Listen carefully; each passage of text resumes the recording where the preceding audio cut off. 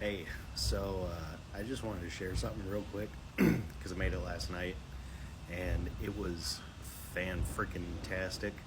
I just figured that, might as well share the love. Last night I made homemade quick tonkatsu ramen, and I believe that my recipe is like spot on. I'm gonna change a couple things to like make it a little bit better, and I'm gonna give those changes to you guys so that you know you end up with the better result. But it's it's gonna be good no matter what. So we'll go ahead and we'll start with the meat. You're gonna want to grill this if you have the capability to grill. If you don't, you can do it on the stovetop. That's fine. But you're gonna want 5 pork chops. This is supposed to feed 5 people. So you start with 5 pork chops, grilled or on the stovetop. You're gonna sprinkle some Kinder's wood-fired garlic onto it. You're gonna want to cover both sides. Same with Kinder's caramelized onion butter powder, and then salt, all to taste. So dial it in however you want, but start there. So now that you got your meat going, you're gonna want to go and start working on your noodles.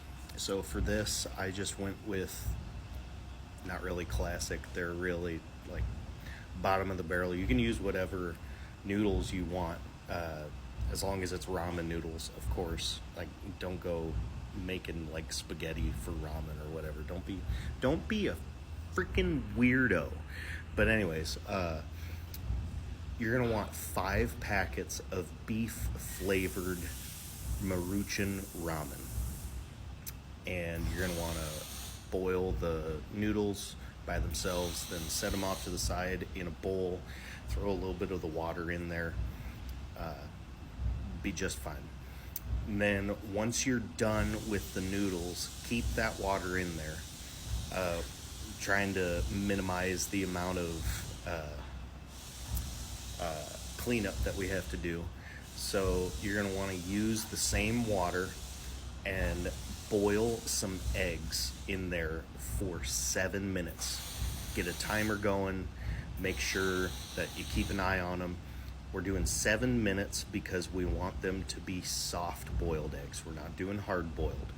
And then once that timer goes off, immediately put them into a bowl or a Tupperware with ice water in it, because you want to shock them and cool them down as fast as possible. If you're not familiar, soft boiled eggs are the white has been solidified, but the yolk has not.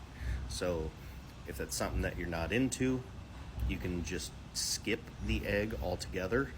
I would not recommend doing a hard-boiled egg for ramen. That's weird. So either soft-boiled egg or no egg at all. All right, so now that you have your noodles done and your eggs, you're gonna wanna move on to the broth. Keep this down at a low simmer. You're gonna want 2 boxes of chicken bone broth. Typically, tonkatsu is made with pork bone broth, but I haven't been able to find it. Neither have I been able to find beef bone broth, so chicken bone broth is about the best thing that you're gonna get. You do not want stock, and you do not want plain broth. You specifically want bone broth because it has more nutrients. It's a lot richer of a flavor. It's a bit of a heavier texture. So get bone broth. You're going to want 10 sticks of celery. Make sure, do not put that in at the beginning. You're going to want to put it in towards the end because you want them to have a bit of crunch, but you also want them to have you want them to be soft, because that's just how they serve it.